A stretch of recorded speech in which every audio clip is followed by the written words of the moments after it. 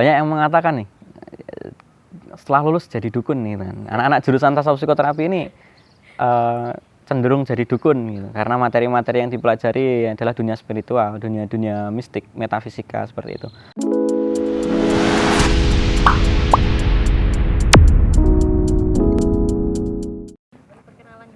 Ya, saya Jeffrey Adiaksa dari jurusan tasawuf psikoterapi semester 4. Sebelumnya Mas masuk jurusan tasawuf psikoterapi ini alasannya apa? Kalau saya pribadi, kenapa memilih jurusan tasawuf psikoterapi ini ya memang karena sebelumnya saya sudah memahami apa itu tasawuf, apa itu psikoterapi, dan saya merasa cocok dan merasa nantinya akan berguna ketika saya lulus, seperti itu. Nanti secara nggak langsung tahu dong apa itu tasawuf psikoterapi. Ya. Jadi tasawuf psikoterapi ini salah satu mata kuliah yang menurut saya sangat menarik ya. Menariknya seperti ini. Tasawuf psikoterapi ini gabungan dari dua disiplin ilmu, yaitu tasawuf dan psikoterapi itu sendiri. Di mana tasawuf ini adalah salah satu ilmu sufisme dalam Islam yang berpatokan kepada kitab kuning, yang di dalamnya mengajarkan manusia itu untuk lebih mengerti dirinya sendiri. Jadi untuk mencapai titik ikhlas itu seperti apa, mengendalikan kesabaran itu seperti apa, mensucikan hati itu seperti apa. Nah, tasawufnya mengajarkan seperti itu. Dan sekarang psikoterapinya ini cenderung ke dalam bagaimana kita memahami karakter orang lain, memahami karakter setiap manusia dengan pola pikir yang berbeda-beda, dan mengetahui masalah apa yang diderita orang tersebut, lalu kita memberi solusi seperti itu. Jadi gabungan dari tasawuf dan psikoterapi ini melahirkan menurut saya melahirkan suatu ilmu yang saling melengkapi, yaitu untuk diri kita sendiri dan untuk orang lain, seperti itu. Setelah memilih jurusan tasawuf psikoterapi ini ya Mas, Ya. tanggapan atau reaksi sekitar Mas atau orang-orang sekitar Mas, orang tua dan tetangga itu gimana sih? Tentunya kalau bahasa kerennya kepo ya, sering ditanya apa sih tasawuf psikoterapi itu, tapi yang jadi pokok utama pertanyaan adalah psikoterapinya, karena yang terkenal di luar kan adalah ya fisioterapi seperti itu kan, terapi juga identik dengan pijat seperti itu. Jadi mereka pikir tasawuf psikoterapi ini sama seperti itu. Jadi mereka selalu tanya-tanya, lah kalau bukan menangani secara fisik, psikoterapi itu apa sebenarnya? Nah, disitulah menariknya. Jadi selalu mengira bahwa tasawuf psikoterapi ini sama seperti fisioterapi, seperti itu. Kemudian setelah masuk nih ya Mas, setelah masuk di jurusan tasawuf psikoterapi ini apa aja sih yang dipelajari? Banyak sih ya. Dari semester 1 sampai semester 4 ini ada banyak sekali. Tapi ilmu yang paling mendasar menurut saya yang disuguhkan adalah filsafat, psikologi dasar, self healing, sama terapi sufistik. Nah, itu 4 materi dasar yang selama ini saya terima, yang dapat dikatakan materi pokoknya lah. Dari materi-materi yang dasar, kemudian pasti ada materi-materi lanjutnya kan? Nah, dari situ apakah juga ada praktek-prakteknya? Banyak praktek-prakteknya yang ada di sini. Jadi ketika mau masuk ke dalam jurusan ini nggak usah khawatir, nggak dibekali ilmu-ilmu untuk kita terjun di luar. Seperti contohnya tadi, terapi-terapi sufistik, kita diajari. Di luar itu juga ada praktek yang lain, seperti praktek-praktek fisik loh ini ya, seperti terapi bekam, terapi lintah, totok wajah, seperti itulah. Kita juga diajari di sini. Jadi nggak selalu monoton tentang pikiran lah, tentang semua ilmu-ilmu psikis, seperti itu. Dari sisi mahasiswa sendiri ya Mas, Ya. kan identik dalam penulisan.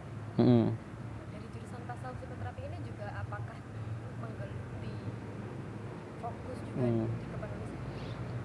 Untuk fokus mungkin nggak secara mendalam ya Mbak, karena yang disuguhkan di mata kuliah tasawuf psikoterapi, penulisannya itu berupa pembekalan untuk mahasiswanya, observasi, penelitian, pengumpulan data seperti itu.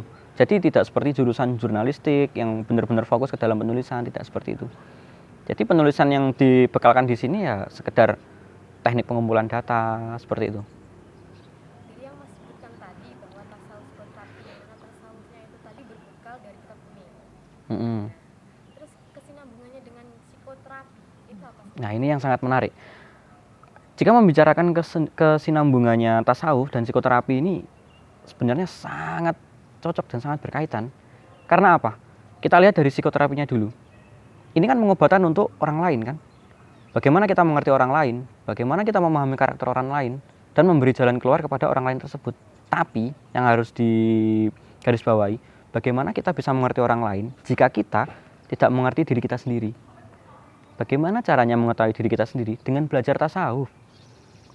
Tasawuf di awal tadi kan sudah dijelaskan kan? Bagaimana manusia ini diajarkan untuk mencapai kesucian, untuk mencapai titik ikhlas, seperti itu. Nah, dari perkembangan zaman yang Mhm. sekarang mulai era perkembangan sains ya. Mhm. Kemudian di jurusan tasawuf psikoterapi ini untuk mempelajarinya apa masih relevan? Nah ini banyak mungkin yang mengira, ini kan ilmu lama ya. Ini kan apa namanya era-era dulu ketika orang-orang masih memiliki spiritual yang sangat kuat. Tapi yang perlu diingat di era milenial ini teknologi membuat manusia menjadi lebih individual. Kehidupan kota yang selalu berkembang pesat, yang semakin lama semakin modern, membuat manusia semakin individual. Nah, titiknya di situ. Ketika manusia itu individual, ketika dia mengalami depresi atau stres, dia akan sulit menyelesaikannya sendiri. Disitulah peran terapis-terapis psikoterapi diperlukan. Jadi sangat relevan. Bisa disimpulkan apakah mempelajari tasawuf psikoterapi ini adalah suatu keharusan? Kalau keharusannya, yang lebih harus sebenarnya belajar tentang tasawufnya. Karena kenapa? Karena di tasawufnya sendiri yang saya singgung di awal tadi, cenderung bagaimana sih caranya mengendalikan diri sendiri gitu loh. Nah itu sebenarnya yang harus dipelajari. Kalau psikoterapinya ya, kalau mau silahkan, kalau enggak ya enggak ada masalah, sah-sah aja sebenarnya. Kita berbicara soal pekerjaan ya mas. Untuk tasawuf psikoterapi ini kedepannya bakal jadi apa sih? Banyak yang mengatakan nih, setelah lulus jadi dukun nih kan. Anak-anak jurusan tasawuf psikoterapi ini cenderung jadi dukun gitu. Karena materi-materi yang dipelajari adalah dunia spiritual, dunia mistik, metafisika seperti itu. Untuk pekerjaan sebenarnya jauh dari itu juga ada. Contohnya kita bisa kerja di RSJ, kita bisa kerja di rumah sakit bagian penenang pasien. Jadi pengendali pasien jika ada yang lepas kontrol seperti itu. Kita juga bisa masuk ke dalam autis center, yang di dalamnya juga ada anak-anak autis, anak-anak berkebutuhan khusus. Nah, peran kita diperlukan di situ. Atau juga ada, kalau beruntung kita bisa masuk HRD di perusahaan. Ada lagi yang paling yang paling potensi untuk kita, yaitu membuka terapi sendiri di rumah. Karena kan ketika kita masuk ke kampus ini, ke dalam jurusan ini, kan banyak terapi-terapi yang dibekalkan. Nggak hanya satu loh. 5 itu menurut saya sedikit 5 yang saya sebutkan tadi. Dan masih banyak lagi. Kemudian dari negara kita sendiri, apa sudah memberikan suatu wadah untuk kita bekerja? Kalau wadah secara tertulis untuk jurusan tasawuf psikoterapi, anak TP nanti masuk ke sini, itu saya belum terlalu mengerti. Tapi yang saya tahu sudah ada slot-slot yang mungkin bisa menerima apa yang udah kita pelajari di sini, seperti slot yang tadi di RSJ, slot di HRD, atau mungkin bahkan bisa kita merangsek ke dalam guru BK. Nah, dari yang mas katakan tadi bahwa anak tasawuf psikoterapi itu lebih familiar dengan julukan dukun. Ya. Menurut mas tuh anggapannya bagaimana sih? Ya nggak apa-apa, sah-sah aja lah. Ya gimana ya, saya menganggapnya juga sebagai suatu candaan ya. Meskipun mungkin mereka juga belum tahu tentang jurusan ini. Tapi ya saya rasa sah-sah aja sih, nggak apa-apa ya.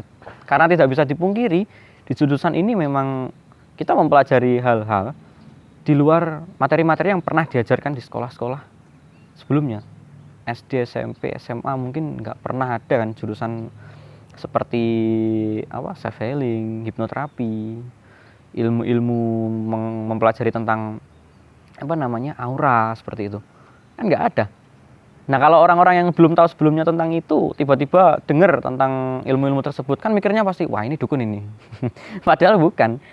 Itu bisa dirasionalkan sebenarnya. Kemudian dari sebelum Anda masuk jurusan tasawuf Mm-mm. terapi ini hingga sekarang, apakah ada perbedaan sih Mas di bidang di aspek pemikiran atau pandangan gitu? Jelas ada ya Mbak, banyak banget. Terutama di pemikiran. Seperti contohnya sebelum saya masuk ke dalam jurusan psikoterapi ini dulu, saya berpikiran bahwa manusia itu simple, manusia itu sangat mudah dipelajari. Pemikiran manusia itu ya itu aja. Tapi setelah saya masuk ke sini ternyata Masya Allah banyak banget. Seperti gimana ya, berbanding terbalik dengan apa yang saya pikirkan. Nah itu yang merubah pemikiran saya. Ternyata manusia ini memiliki pemikiran yang sangat luas. Dan ternyata ilmu-ilmu di luar itu benar-benar sangat luas. Bahkan banyak ilmu yang belum dijangkau banyak orang.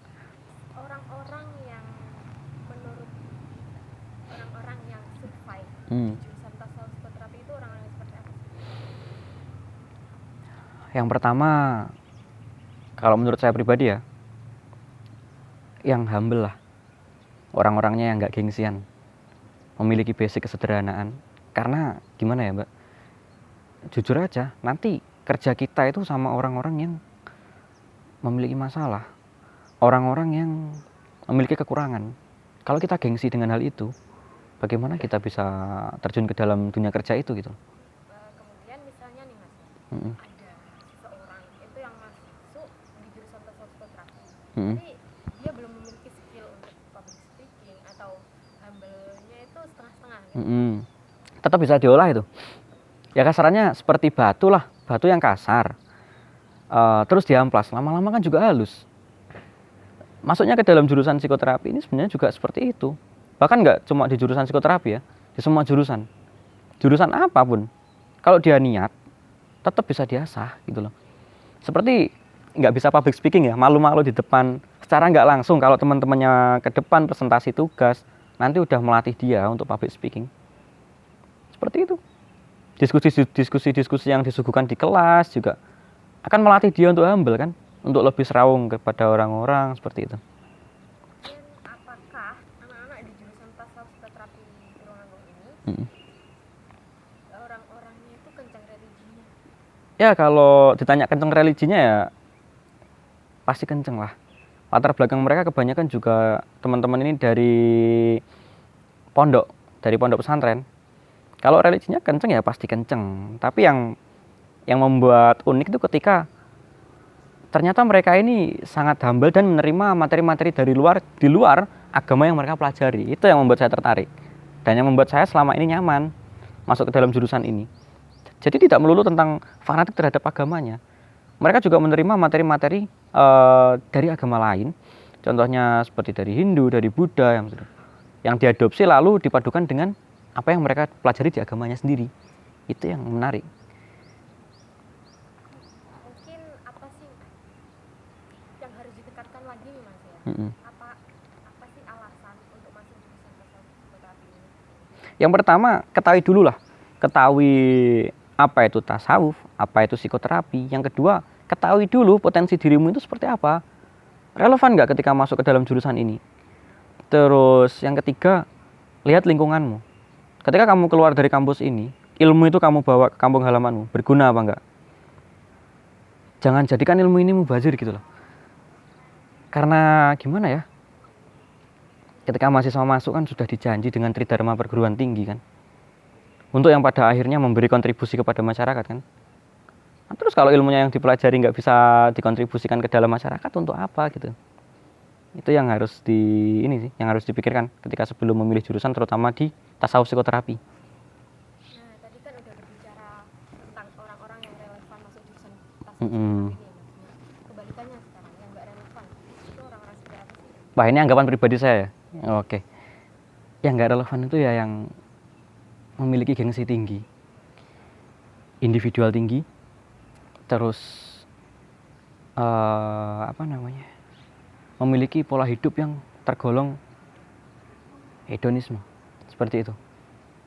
Karena seperti tadi loh, ketika memiliki basic-basic kehidupan yang seperti itu akan sulit menyesuaikan diri dengan orang-orang yang memiliki basic sederhana seperti kami di sini, akan sulit inilah serawung ketika nantinya terjun praktek ke dalam dunia kerja. Seperti itu. Pernah merasa menyesal nggak Mas jurusan tata psikoterapi? Untuk masuk ke dalam jurusan ini saya nggak pernah nyesel, tapi sempat bingung dan kaget. Ketika awal masuk kuliah itu yang disuguhkan materinya kok seperti ini, kok ada bahasa Inggris, matematika, ini apa? Terus ini psikoterapinya di mana? Saya nggak sabar kan waktu itu. Ternyata itu yang diberikan ke semua mahasiswa ketika masuk ke dalam kampus. Ilmu-ilmu dasar. Seperti bahasa Inggris, bahasa Indonesia, matematika, statistik itu.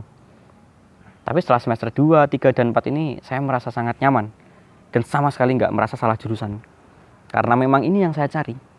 Seperti itu. Nah, sekarang saat kumpul-kumpul sama teman-teman yang lain jurusan itu ya Mas, Hmm. pandangan kepada anak-anak yang jurusan tata psikoterapi itu seperti apa sih? Yang menjadi berarti ciri khasnya ya. Iya.